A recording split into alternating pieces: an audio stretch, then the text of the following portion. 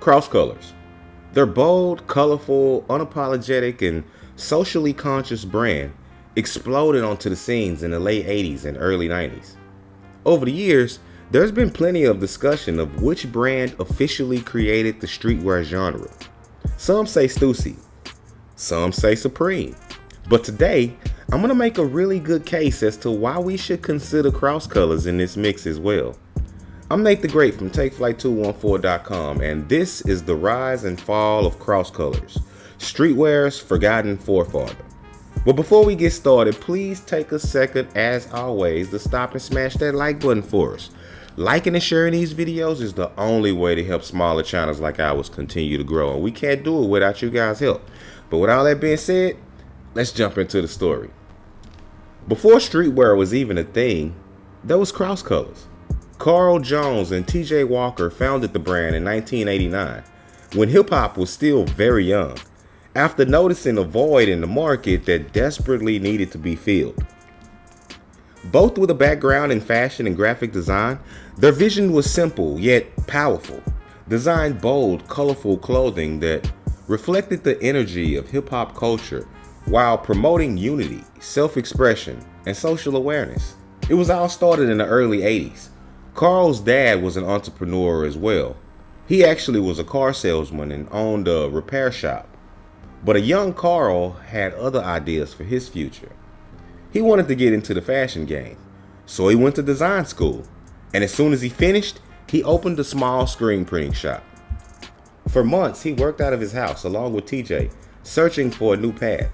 Then, one moment it dawned on them. They came across a piece of kente cloth and it sparked an idea. So they rented out a studio and started Cross Colors. Originally they wanted to call it Cross Cultures, but they ran into issues clearing it, so eventually they changed it to Cross Colors, and the rest is history. They attended the Magic Trade Show in 1990 and people were lined up waiting on them. At the time, most brands were doing simple beige, navy, or black pieces. The loud shades of cross colors helped the brand stand out. They had a line wrapped around the place of people looking to get in on this new thing. The guys spent the whole day there writing orders. They were there so long that security had to come over and tell them it was time to pack it up. When it was all said and done, they had $8 to $12 million worth of orders to fill. They had a bit of trouble filling the jean orders because they were harder to source, so they told stores that they could ship the hats and the tees first, which they were more than happy to accept because they just wanted to get in on this new wave. The big break came for the brand when they managed to get a few pieces on In Living Color and Fresh Prince, two of the biggest shows of the day. The release of Cross Colors happened at the perfect time. Not only was rap becoming mainstream, but channels like MTV and VH1 were in their prime, showcasing all of the looks of the new era. Things happened faster than Carl and TJ ever could have imagined. All of a sudden, they found themselves on a roller coaster, flying down the tracks while simply struggling to hang on. Cross Colors wasn't just about fashion. It was a statement. The bright, Pan-African inspired color palettes of red, yellow, green, and black made their clothes instantly recognizable. But what really set them apart was the message that they had printed on their garments. Statements like "Stop the violence" and "Educate to elevate." These messages turned the clothes into wearable activism, resonating with a generation that was navigating the challenges of racial inequity and social injustice. And not to mention, laying the groundwork for an entire new genre of fashion, streetwear. It didn't take long for the biggest names of the day to adopt the brand.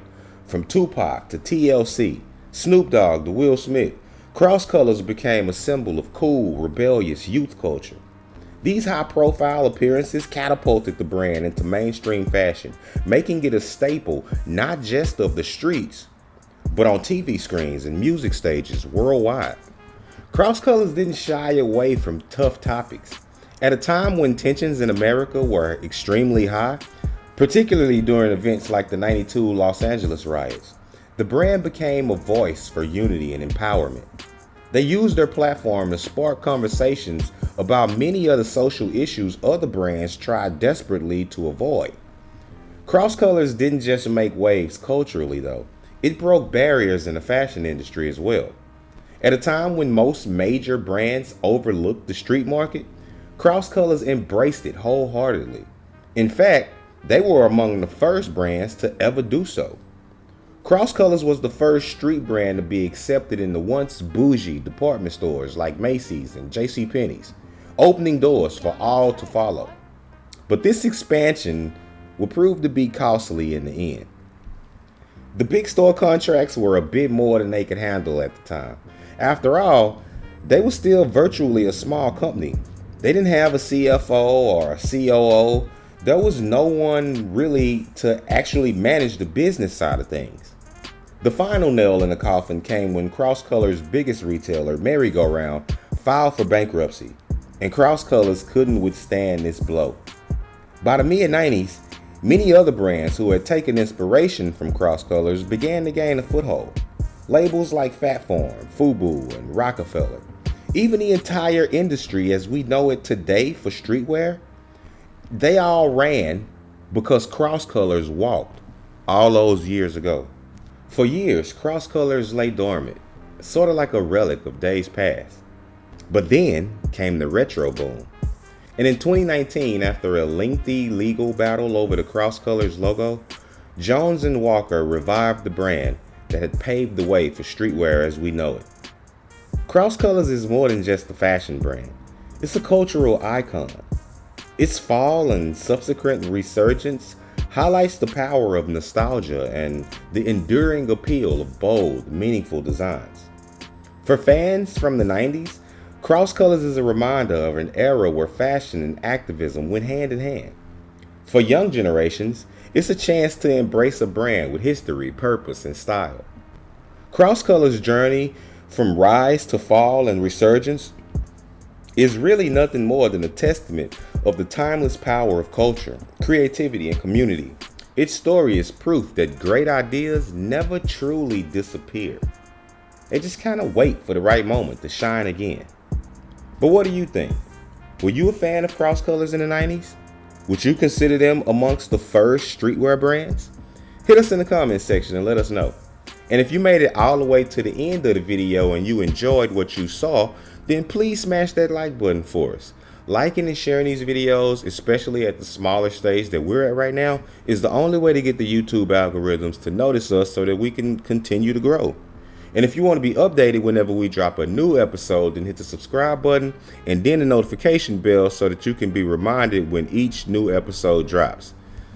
With all that being said, I'm Nate the Great, and this video is brought to you by TakeFlight214.com. Please stop by and check out some of the stuff to see if you find anything that you like. And we'll be signing out until next time. Peace.